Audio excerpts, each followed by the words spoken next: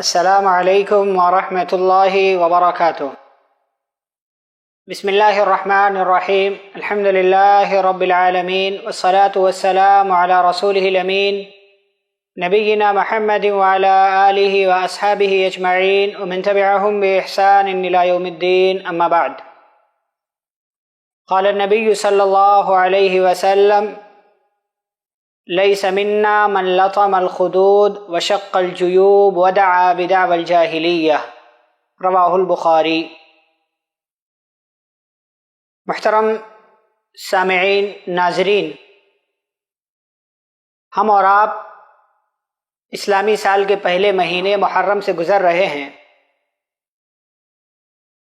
اس محرم میں ہمارے بعض بھائی وہ کام کرتے ہیں جس کی شریعت اسلامیہ کی جانب سے اجازت نہیں ہے۔ میں نے جو حدیث آپ کے سامنے پڑھی، اللہ کے پیارے رسول صلی اللہ علیہ وسلم فرماتے ہیں: لیس منا من لطم الخدود، وہ انسان ہم میں سے نہیں ہے، من لطم الخدود، جو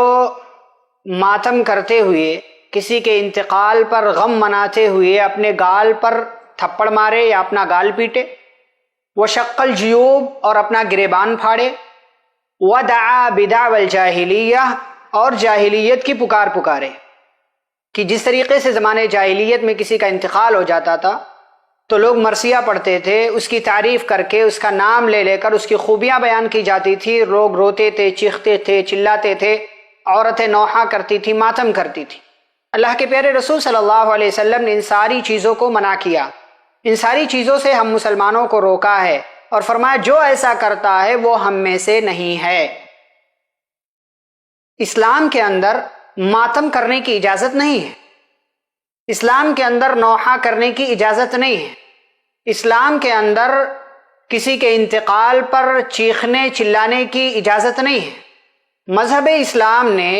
کسی کے انتقال اور کسی کی موت پر گریبان پھاڑنے کی، گال پر تھپڑ مارنے کی اجازت نہیں دی ہے۔ یہ اسلام کی اللہ اور اس کے رسول صلی اللہ علیہ وسلم کی تعلیم نہیں ہے۔ لیکن پھر بھی اس کے باوجود بہت سارے لوگ ایسے ہیں جو 10 محرم کے دن حضرت حسین رضی اللہ تعالیٰ عنہ کی شہادت مناتے ہیں اور اس غم میں نوحہ کرتے ہیں، ماتم کرتے ہیں۔ ہم حضرت حسین رضی اللہ تعالیٰ عنہ کی شہادت کو تسلیم کرتے ہیں، اور ہم یہ بھی مانتے ہیں کہ حضرت حسین رضی اللہ تعالیٰ عنہ کی شہادت ہوئی، ظالموں نے ان کو مارا، ان کو قتل کیا، اور انہیں کئی مشقتیں برداشت کرنی پڑی، لیکن حضرت حسین رضی اللہ تعالیٰ عنہ کی شہادت کا قطعی یہ مطلب نہیں ہے کہ آپ ان کی شہادت پر یا شہادت کے دن نوحہ کریں، ماتم کریں، اس لیے کہ آپ دیکھیں حضرت حسین رضی اللہ تعالیٰ عنہ کے نانا پیارے رسول صلی اللہ علیہ وسلم، ان کی زندگی میں ہی 3 بیٹیوں کا، 2 بیویوں کا، 3 بیٹوں کا انتقال ہوا۔ آپ کے سگے چچا جنگ احد میں حضرت حمزہ رضی اللہ تعالیٰ عنہ شہید کر دیے گئے، جنہیں سید الشہداء کہا جاتا ہے، شہیدوں کے سردار۔ لیکن ان سب کے انتقال کے باوجود بھی